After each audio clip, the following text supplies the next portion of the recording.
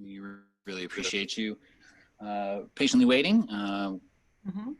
We're still continuing our fundraiser here for SeekHealing. And in fact, we have one of our board members here. She's actually the director of science here with SeekHealing.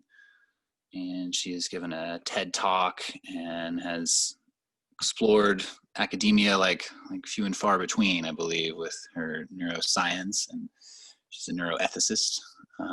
She has certainly helped with creating SeekHealing's approach to addiction through the science of human connection.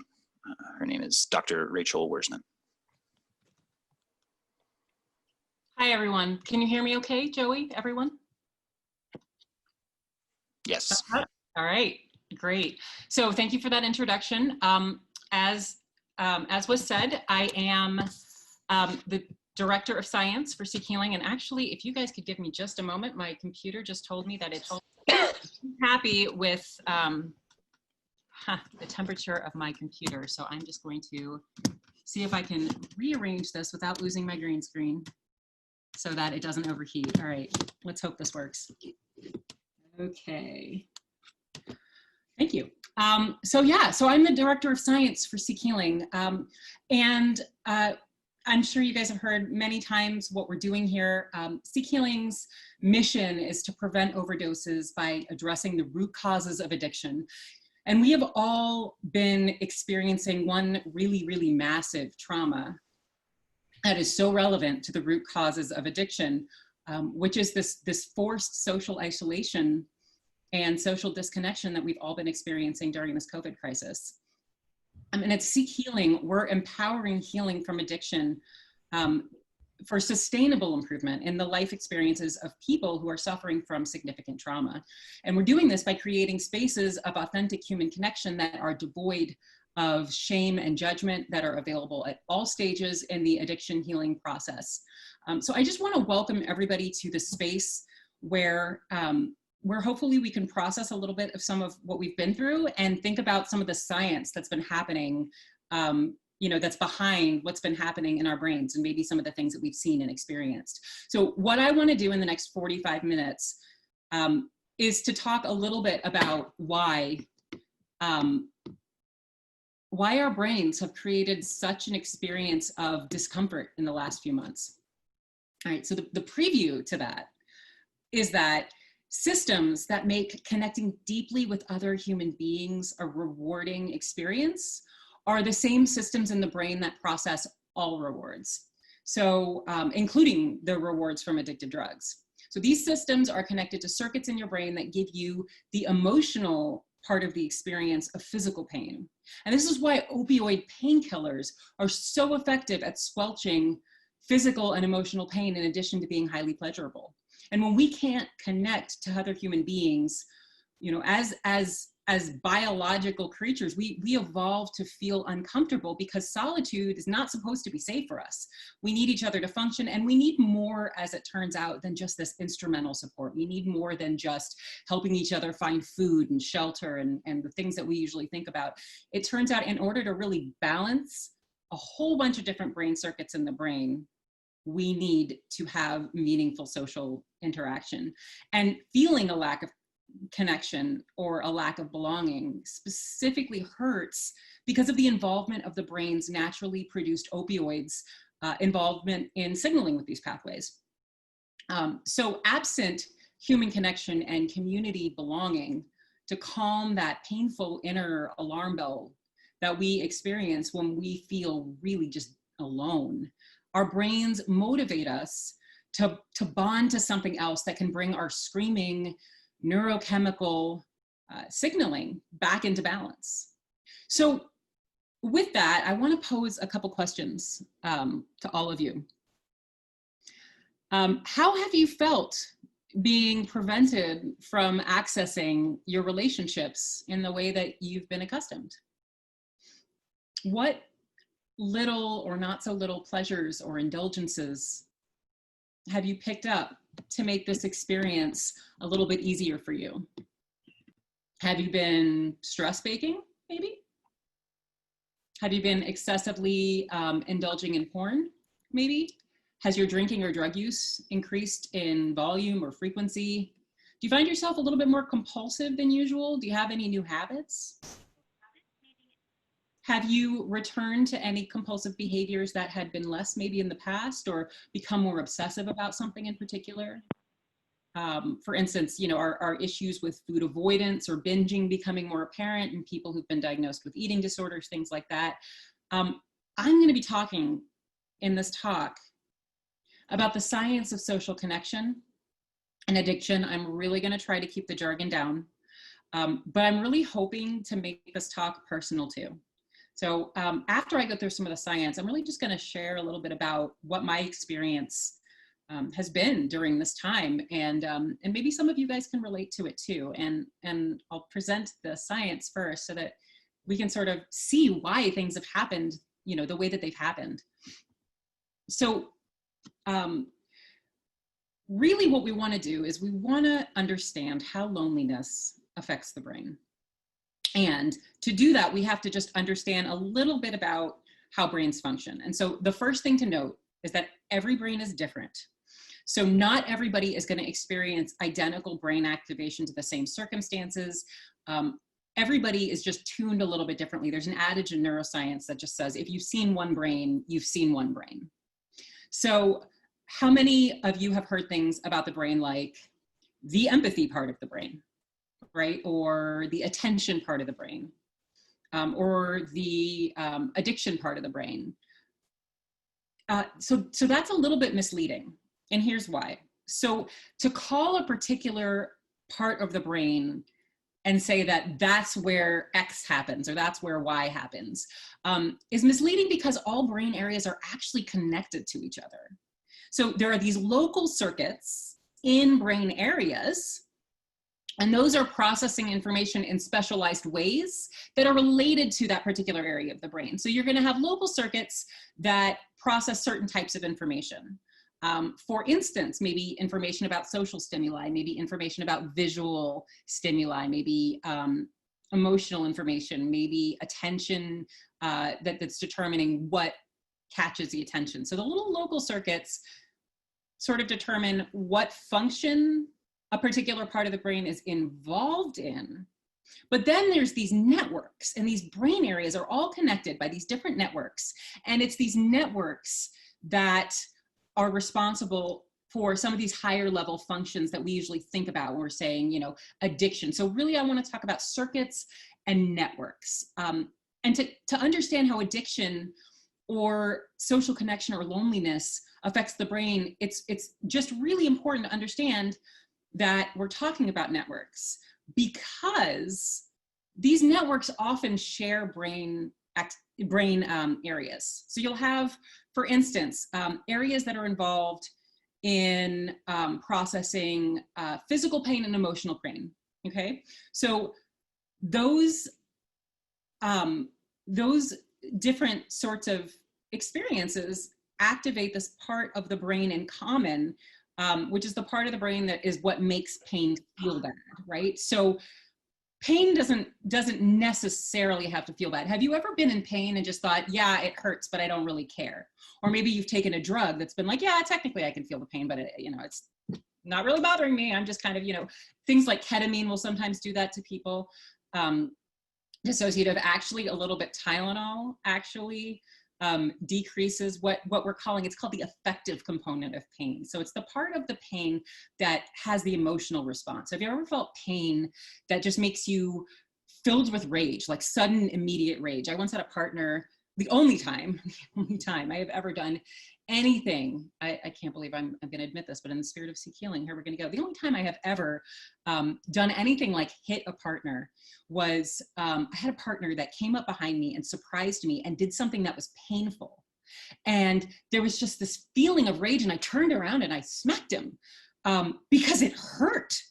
And that's just sort of an example of how emotional parts of the brain can really, and motivational parts of the brain and automated behaviors can really get activated by pain. There's other kinds of pain, right? There's kinds of pain. So I'm never really sure when I use examples like this if this is just me or if this is other people. So I'm banking on the fact that this is other people too. But there are certain forms of pain that hurt, but there's a part of it that doesn't actually feel bad. It feels kind of good. Like there's certain forms of oral pain, not a root canal, not that pain, that's excruciating pain, but like, you know, blisters, things that sting a little bit. Sometimes there's a component of it that doesn't feel quite as painful. Anyway, all my point is that the degree to which the emotional pain processing centers are activated is really going to determine whether pain is tolerable or pain is intolerable. And so these emotional processing areas in the brain, this affective component of pain, what these brain areas that process this kind of thing do is they are linking our emotional systems with motivational networks. So motivational networks involve things like attention, and they input into parts of the brain that disinhibit behavior. So in order to get motivated to do something, you have to have sort of an emotional component that pushes you to do something. And then depending on what kind of behavior it is, it's going to go into a part of the brain that just releases behaviors, oftentimes automatic behaviors. And this part of the brain, if you've seen my TED Talk, you've heard me talk about it, it's called the ventral striatum. So the things that process the affective components of pain and that process emotional motivation of behavior in general. So when something catches your attention and you feel emotionally motivated to do something about that thing, it's going to activate this part of the brain in what's called the ventral striatum, or sometimes it's called the nucleus accumbens. And it's going to cause a cascade in this one circuit that's involved in voluntary and involuntary behavior. So the part of the brain that's receiving the input from this pain processing and emotional motivation processing is really, really involved in the development of habits. And as you can imagine, it's also important in the development of addiction. And one of the ways that it's really involved in that, is that it is that place. I'm sure most people on the street have generally heard that dopamine getting released has something to do with addiction. And this is the part of the brain that explains that. So dopamine is released in this particular part of the brain. And that is what makes behaviors become associated with rewarding feelings, with feelings of pleasure. So with certain addictive drugs, you're going to get a direct hit to this brain. You're going to get, ooh, that feels really, really good. Excuse me just a minute. I'm going to turn on Do Not Disturb. My apologies. So opioids and many addictive drugs directly activate this part of the brain. But other sorts of behaviors also activate this part of the brain. So if you're with me now, we've got these circuits and they share these emotional parts in common, these motivational parts in common, and they project into the part of the brain that's involved with voluntary or involuntary behaviors and the kind of brain processing of rewards that leads to addiction. So let's bring oxytocin into the picture. So I don't know if you guys can see this, but I am wearing my oxytocin necklace because I'm a big, big nerd. And oxytocin signaling, you might have heard somewhere else, is involved in those warm, fuzzy feelings. So oxytocin is this hormone in the brain that really cements people into a feeling of belonging. So it'll define sort of in-group, out-group sorts of dynamics. It's involved in that. And it is released when, say, a mother is holding an infant, or when two humans are interacting and they're hugging, right? So there's this chest-chest, it's called ventral-ventral contact, and that causes oxytocin to be released. It's involved in increasing trust between people, but interestingly, only people that are already perceived to be safe for you in your group. It can actually function in different ways, but that's to digress a little bit. So oxytocin signaling happens in a number of different places, and one of them is in this one midbrain area. So we're talking more primitive brainstem kind of area. And there is an area in the midbrain that oxytocin signals in, and what it does is it increases the activity of these dopamine releasing neurons. So those dopamine releasing neurons are projecting up to those motivation integrating and habit parts of the brain. So when we have pro-social behavior, and pro-social behavior is, I'm going to just define it as behavior that promotes safe connection with others. When we are engaging in pro-social behavior or experiencing it with others, it activates these dopamine releasing neurons, and they cause this release in the part of the brain that's in your reward circuit that makes social connection feel good. And so the sensitivity of this reward system is getting tuned by how much dopamine is being released to it. And oxytocin, which is related to our social connection, is part of what is tuning its sensitivity. So the sensitivity of the reward part of the brain is affected by a couple different things. So first is how much of this oxytocin and dopamine signaling is occurring on a regular basis. Second is opioid signaling within these emotional motivation networks and these pain processing circuits in the brain, as well as directly in what we're calling the ventral striatum, right? In the ventral striatum, that's the reward part of the brain. So we have some oxytocin tuning of it, and we also have these brains naturally producing opioids that are projected to the reward center by parts of the brain that are all involved in a lot of different aspects of social connection, things like where your attention is drawn to. So in social circumstances, what you're thinking about during social circumstances. And I'm going to get there in a second, but one thing I just want to say here is it's not just interacting with other people. We have this tendency as neuroscientists to think about loneliness and social connection in this really, really one-dimensional way. And this one-dimensional way basically considers how many people are we interacting with, and are we, say, in some sort of social association with them. And we call that, or the science sometimes calls that, communities.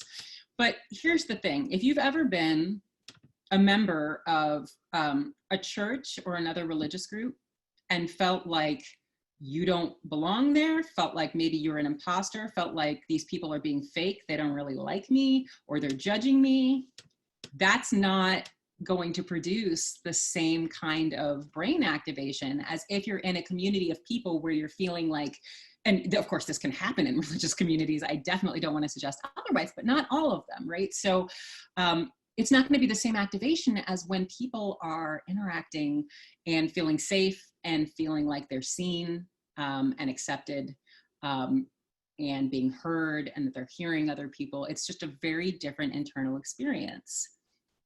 But loneliness, so loneliness has this not just component of either being socially isolated and not interacting with other people, but it can also happen when people have interactions with other people that increase their feelings of not belonging.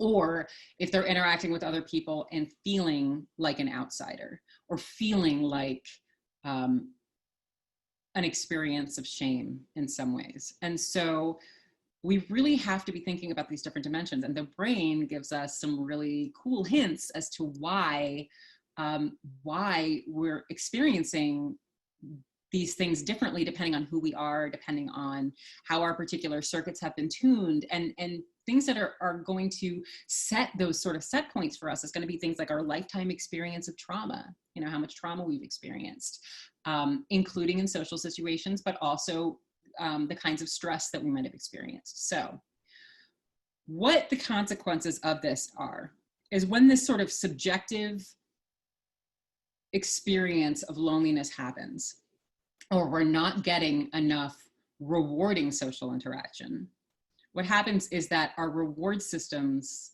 get hypersensitive because of the way that this dopamine and this oxytocin and these opioids are projecting into this addiction network, this network that's involved in addiction and voluntary behavior and social reward, right?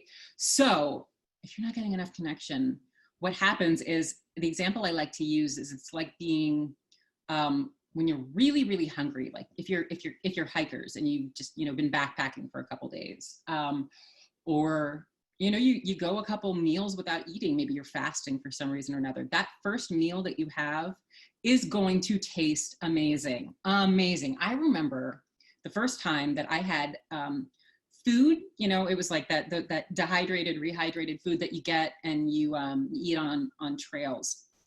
And it was amazing when I ate it on the trail. And so I had some in my cabinet, and I went and I ate some when it wasn't, you know, when I had eaten lunch. You know, it was just like, okay, what am I going to have for dinner? Oh, this is fast. All I need is boiling water for this. Good. I need to go to the grocery store anyway. I made it. It was kind of gross. It was like, it was actually kind of gross. So this thing that, you know, was just sort of like, was just amazing on the brain. It was amazing on the trail because I was really hungry. And sort of the same thing is going to happen when we have these reward circuits that are tuned to be hypersensitized by not having enough social connection. When they actually experience something that's just a little bit rewarding, like the reaction is just off the charts. It's super sensitive.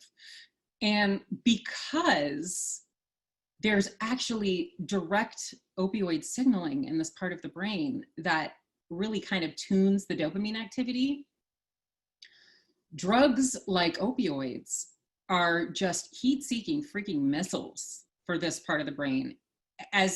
As responsive as anyone is going to be to an addictive drug, in conditions of loneliness and isolation, we're setting ourselves to be even more sensitive to it. And it's not just going to be addictive drugs in this case. Like, I bet a lot of people have been experiencing some really, really, really delicious brownies or cakes. I keep hearing about this stress baking thing. And I think that not only is it a function of time, but I think that there's possibly even a response to things like sugar, ice cream. Yeah, ice cream for sure, right? That's just even better. Like, ice cream tastes better when you're lonely, rejected, and isolated. Why else do we go to chocolate ice cream when we're dumped, right? When we're going through a breakup, when we're depressed about something. Ice cream is just exactly what solves that problem for us. It's exactly what mediates the pain, and it's even more rewarding sometimes when we're feeling, you know, not centered. It's comforting. So, so there are differences in how lonely brains operate. So loneliness operates, interestingly, in the brain by shaping what people expect and what they think about other people.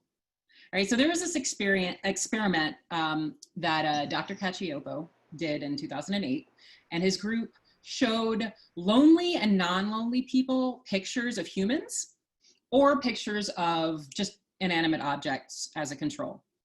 So they found that when the human depiction, you know, when the pictures of the people were pleasant, you know, maybe it was you're observing, you know, someone smiling or rewarding social interaction that you can infer, lonely individuals actually had less activity in those reward circuits than they did when they were looking at inanimate objects. All right. So when you're lonely, not only is your reward system hypersensitized to rewarding things, but it's a little bit less responsive to social cues. And only if the depictions of people, of the people in the pictures were unpleasant, did the brains show a stronger response than they did to inanimate objects. So the visual parts of their brain were actually activated in that case, which was suggesting that the attention of lonely people is being drawn towards the distress of the human's picture. But what was interesting, as much as anything, was what wasn't activated under those conditions in the lonely people compared to the non-lonely people. So when the non-lonely people saw pictures of people in distress, first of all, the non-lonely people had greater activation in the reward circuits in the brain, whether when they were viewing people compared to objects, no matter if the people were doing something that looked pleasant or doing something that looked, you know, painful.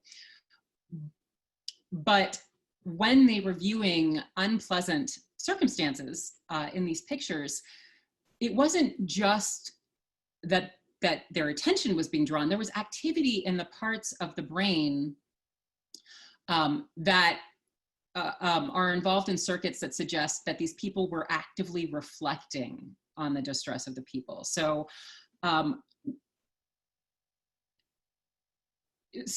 we're actually seeing some evidence of empathic processing when they're viewing, when non-lonely people are viewing these pictures. But lonely people, there's a little bit less empathy, right?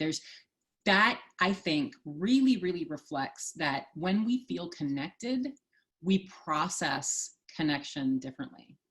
And it really, really highlights the fact that, you know, under conditions of chronic loneliness, we start to respond to our environment in all sorts of different ways.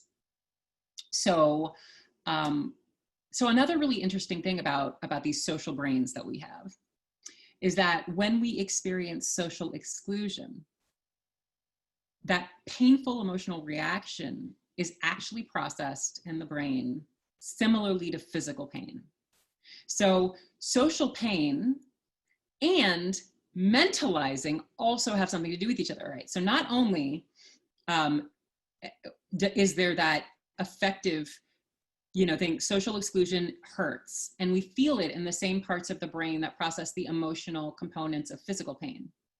And what is really interesting is actually that there is a connection between loneliness and chronic pain in individuals. So that's another interesting thing. Has people had experiences where if they have chronic pain, has their chronic pain increased during this isolation period? But some of the circumstances for people with chronic pain, things that tend to come along with that are things like depression, things like that isolate us and disconnect us from other people, oftentimes because we can't participate, oftentimes because we're distracted by the pain when we are trying to participate, things like that.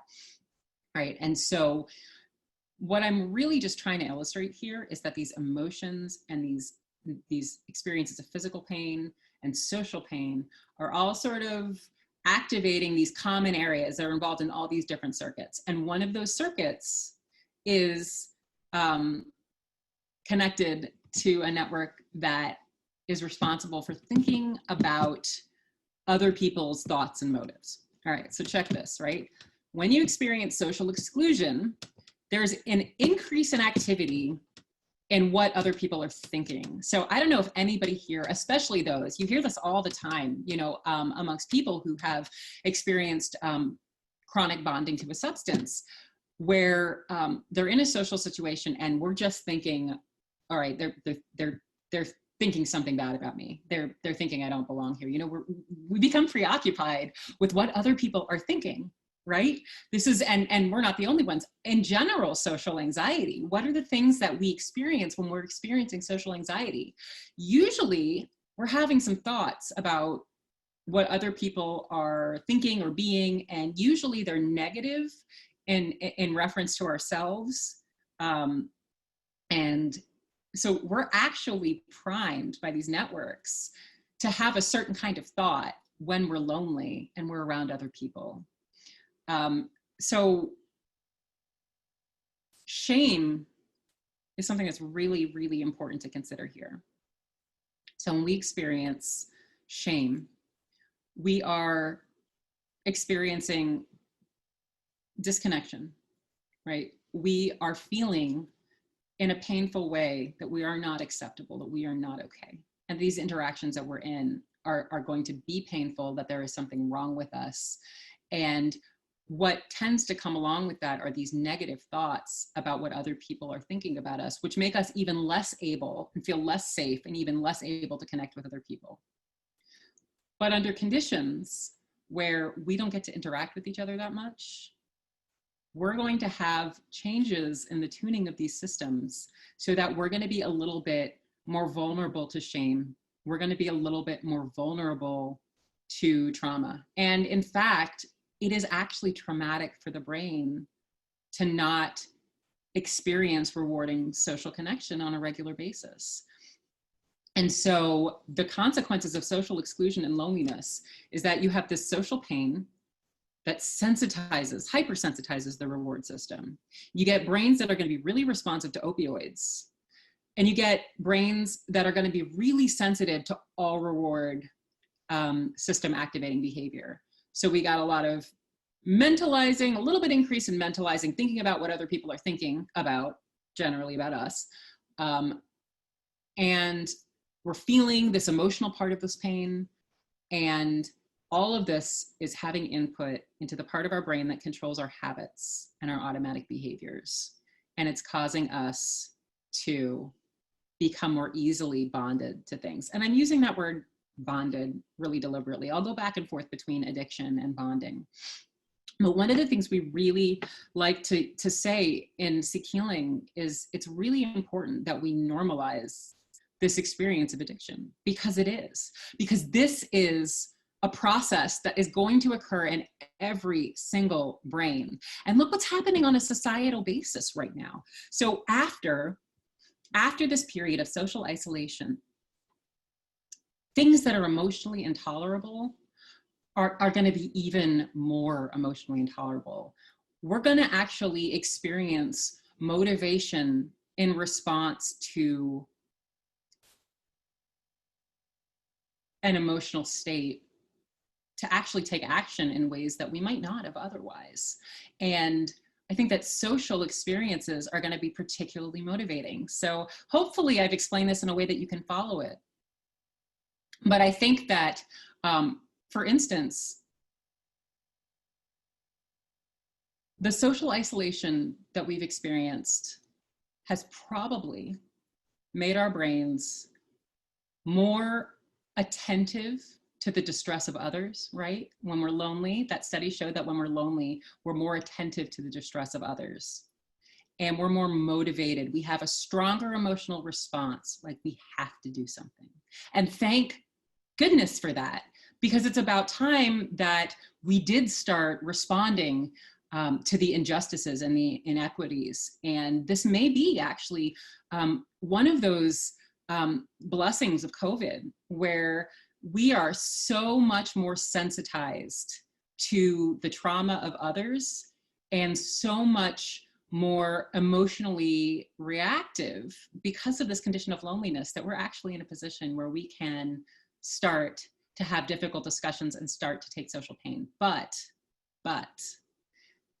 that is only going to occur if we're seeking this bonding to others and not bonding to the other things that activate our reward system.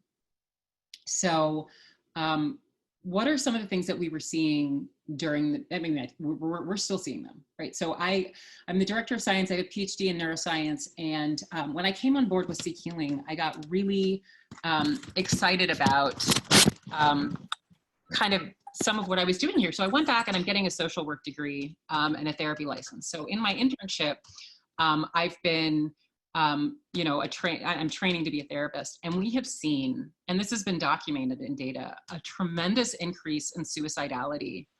Any therapists or people in the recovery world on the line, there's just been thinking about suicide. It's just been, the crisis that's come about has been pretty intense. There have been increases in overdoses, and I'm sure that there are several reasons for this. Part of it is that people have been returning to use. People are in pain. You know, when we're in physical pain, we're going to do something to alleviate our physical pain, and maybe that's just pinching ourselves somewhere else, and maybe that's taking a Tylenol or a stronger medication. And when we're in emotional pain, we reflexively do something to make that pain less. And it's not always the same thing. You know, we think, okay, emotional pain, well, maybe people who are bonded to substances might turn to those substances, but we also do other things. Sometimes we do things that make us feel a sense of control.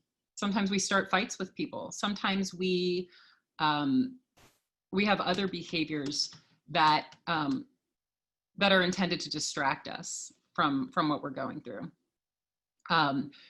So along with this increase in these behaviors that are intended to minimize this discomfort, we are seeing a lot of increased return to use. It's just been a lot of that. and a lot of people who have really, really just been struggling and suffering, and people who are overdosing. And it may be that people are afraid to go to the doctor right now, or afraid to, there's been an overwhelming of the healthcare system and the emergency response system. And so a lot more suicides are being completed, but people are dying. These deaths of despair that we talk about have really, really kicked up. So, I'm not exempted as a member of this community, as a member of every community. I'm not exempted from this experience. My primary bonding, for instance, has been to food. So I am, I'm somebody who has a history of bonding to sugar. And it's not so obvious. It's not like I was thinking, in the beginning of this situation, oh, I'm under a lot of stress. Oh, I'm so lonely. I think I'll go eat sugar. That's not how it happened in my brain. I had been without sugar, like hardcore forms of sugar, because I'm telling you, like, I am an alcoholic with sugar. It had been years, and I found myself engaging in that bonding behavior. And when I put it down, it was so much harder to leave it down than it was before. So I know I was having this experience. I was recognizing what it was. And of course, when it comes to bonding to substances or otherwise, understanding what it is doesn't necessarily, understanding what's happening does not usually translate into, one's ability to do anything about it. And I did actually get back into my own recovery over the last couple months. But there is something I am really convinced to be said for the fact that I went from this lifestyle where I was seeing people in the community on a regular basis. I was connecting in service with other people. I'm just, in general, I'm an extrovert. And I noticed that that the first week was really hard for everybody. And then the introverts actually, I think, had an easier time adjusting after sort of the initial thing. And the extroverts really had a hard time. Sorry, I'm also looking at some of the connections. And yeah, so SeekHealing has been amazing. I don't know what I would have done without SeekHealing. So I actually went out west, got stuck in Colorado because I went to California, and then I was supposed to be in Colorado for 4 days, and then I was going to drive back, get a car out there and drive back, and then isolation happened. So I wound up staying there for a couple months. So I'm away from Asheville, I'm away from the community. And the one real saving grace is SeekHealing has had these connection sessions over Zoom. We pivoted to being digital in about a week. And I noticed something really interesting, which is that, and as a scientist, I'm interested in this because the Zoom connections sometimes felt so rewarding and felt so much like they really did go a long way towards bridging the gap between how I was feeling, getting to connect with humans in person and there.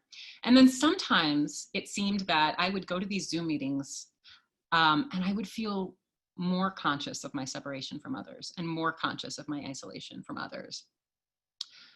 And when I reflect back on what connected, what the trend was in those experiences, I noticed that I was more likely to have those experiences where it's sort of like, somebody said it like an increased consciousness of your absence from it, something like that. But I felt that increased consciousness of absence when I was in Zoom, or the presence of your absence. I think that's what it was. When I was in Zoom, more when I was using my drug. And so my drug was, on the one hand, alleviating some discomfort. And I found myself going from 0 to 60 with it really fast. Really, really, really shocked me.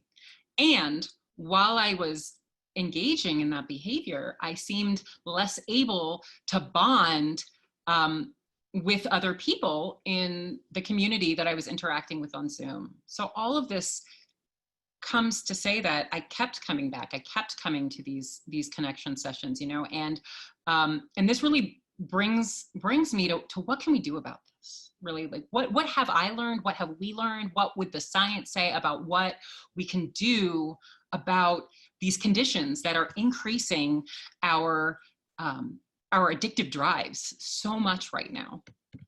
And one of the things is that it's really important to connect with other people, even when you don't feel like showing up and connecting with other people. But it's also really important that you have a safe environment to do so. So not all Zoom rooms are equal, not all social contexts are equal. There is a way to show up, and places where you can show up where it feels okay to be not okay, and where it doesn't feel okay to be not okay.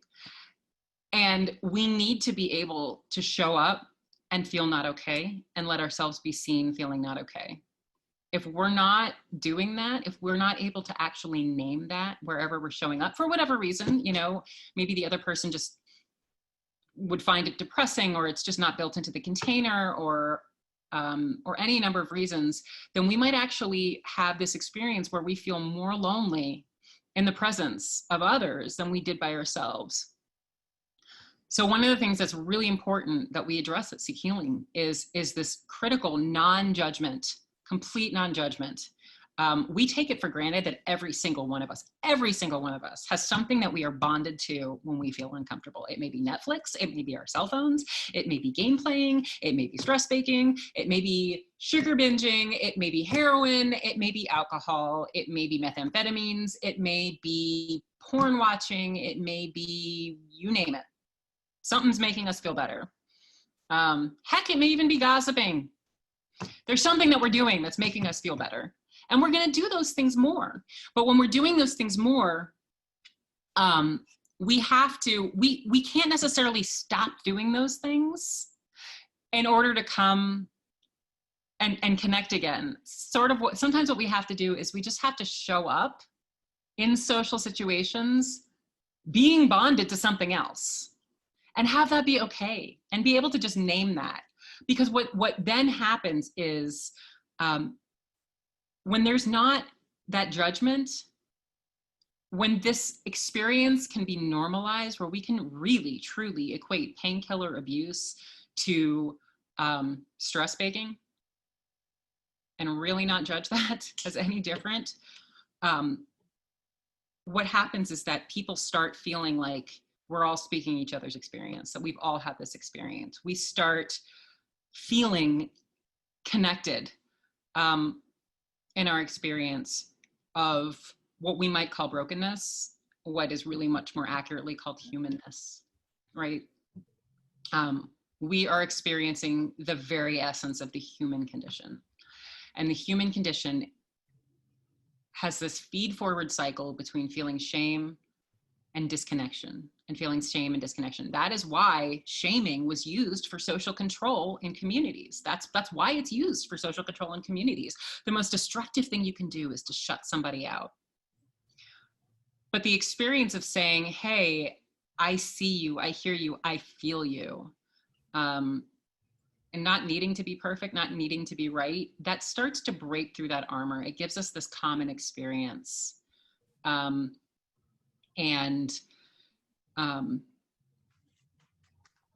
that common experience is actually activating our reward system. We're having a decrease in the amount that we're thinking about what other people are thinking about us, or what they might be thinking about, and we're having more reflection on what might be going on with them, right? It's a real subtle difference. I'm thinking about what you're going through versus I'm thinking about what you're thinking about me, right? This is the difference, that social connection. Oh, workaholism. Thank you so much for the person who brought up workaholism. Work is one of the main things we do to anesthetize ourselves in this culture. And there are some that are so rewarded, right? There are some bondings that are just so much more rewarded socially than others. But at the end of the day, it's intolerable to just sit there alone. So we do something about that. So we can come together, we can be imperfect, And when we get to experience that, our brains start desensitizing our reward system. So I think that's what happened with me. One of the reasons why I was able to get back into recovery was I was showing up in environments where I could be not okay, where I could be exactly where I was and name it, and actually not feel shame and not make a big deal out of it either. You know, yeah, I'm doing this thing again. Oops, damn, you know, and it's frustrating, but I felt totally okay to admit that. And then to have a week where I was better, and then a week where I was like, nope, doing it again.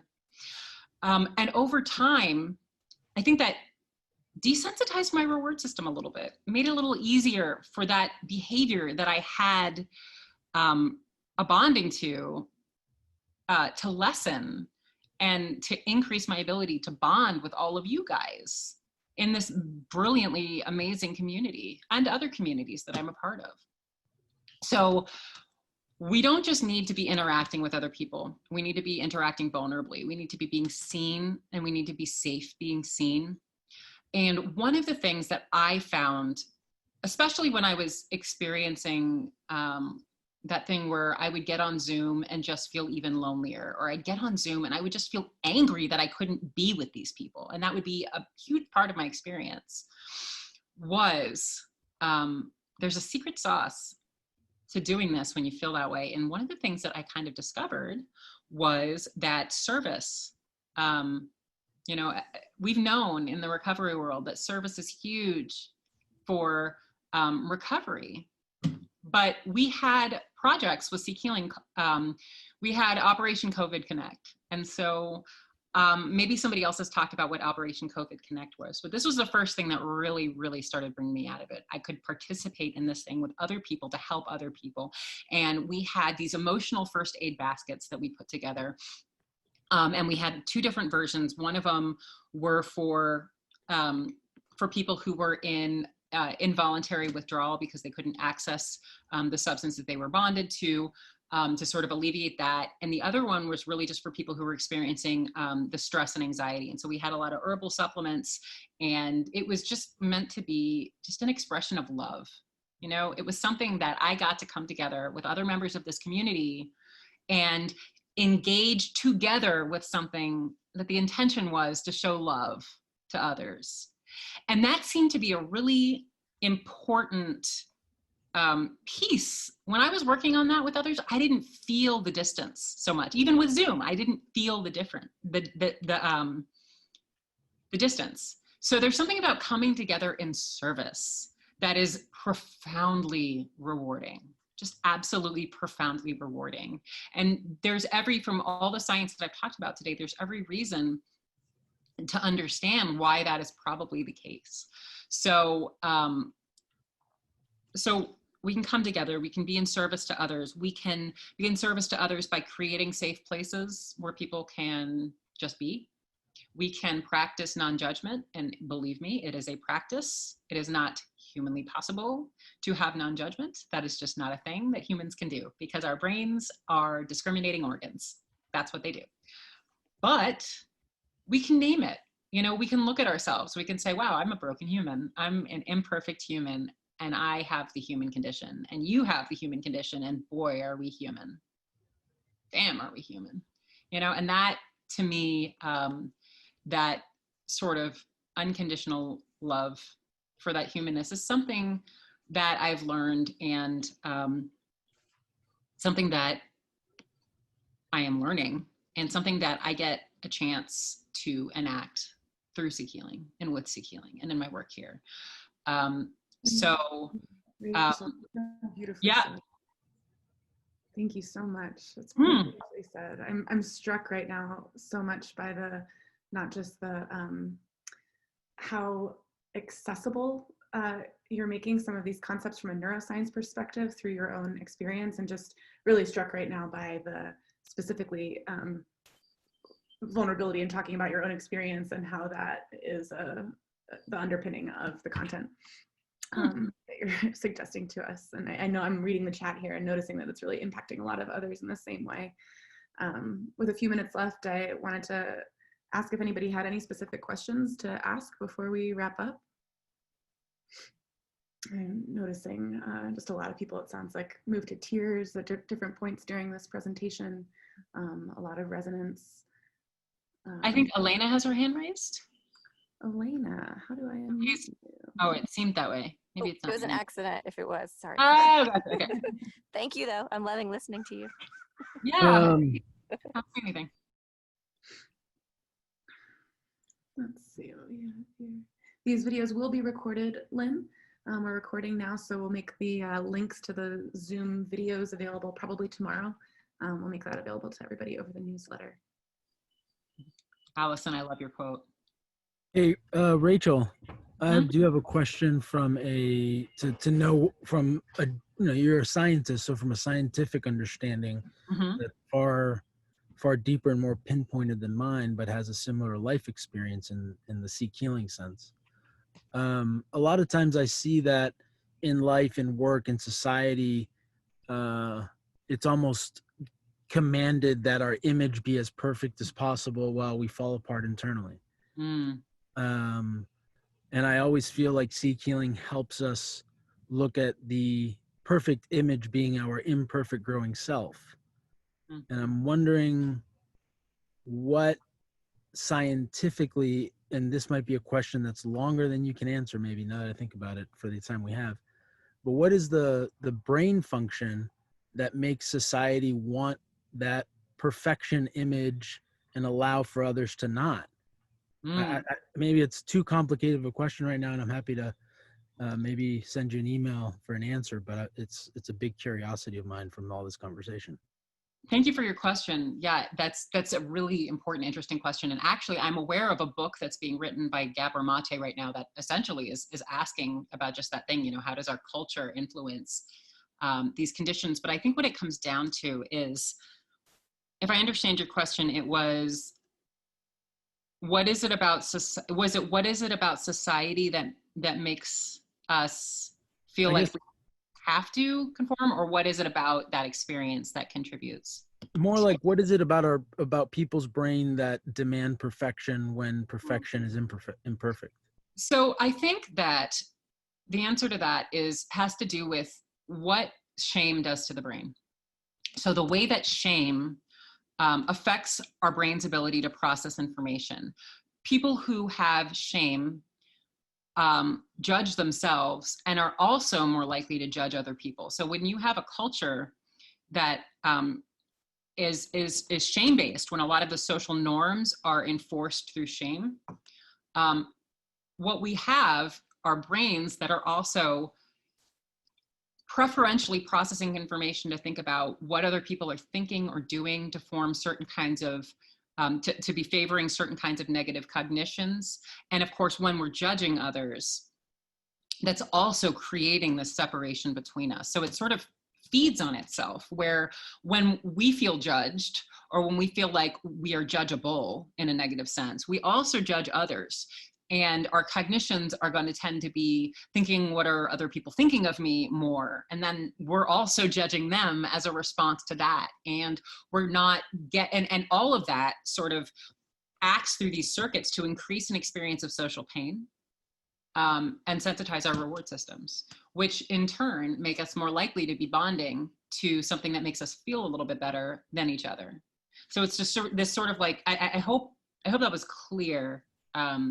But it creates this dynamic. And so when you have shame, you're going to increase brain conditions that are favorable to judgment and the experience of social exclusion and things like that. And then that causes us to do things that separate us from other people too. I think that's absolutely, yeah. It seemed like it answered the question to me. Thank you, William, for the question. And thank you, Rachel, for such a thorough and vulnerable explanation of these complicated issues. I'm noticing also someone just sharing some other resources in the chat. We're just about wrapping up with our time here. And I want to say thank you again, Rachel, Dr. Wurzman, SeekHealing's Director of Science, for this time. Thank you. I'm seeing just like a lot of physical resonance, a lot of nodding and heart holding, and really grateful for your words here this afternoon. I'd like to remind everybody that, again, this is a modern telethon and fundraiser for SeekHealing, which is actively providing the types of experiences that Rachel's been talking about this whole time in our local program in Asheville, North Carolina, with the intention of bringing it to other places as we continue to grow. So if you do feel moved, please feel free to reach out and make a donation. You can text SeekHealing to 44321 or click the donate button on the event page. There's also a really cool auction going on. If you haven't checked that out yet, there's some amazing items available for bid, including original art prints and tattoo sessions here locally in Asheville. So check those out if you haven't had a chance yet. And coming up next is another keynote presentation from Sarah Ness, who's an expert in some of these ways of creating authentic containers that Rachel has been talking about here, creating spaces where we can feel and really experience what our brains need to feel connected. She's doing a keynote followed by a workshop where you'll actually get into pairs and practice relating and connecting with other people. So thank you so much. And thank you so much, Rachel. Thank you so much.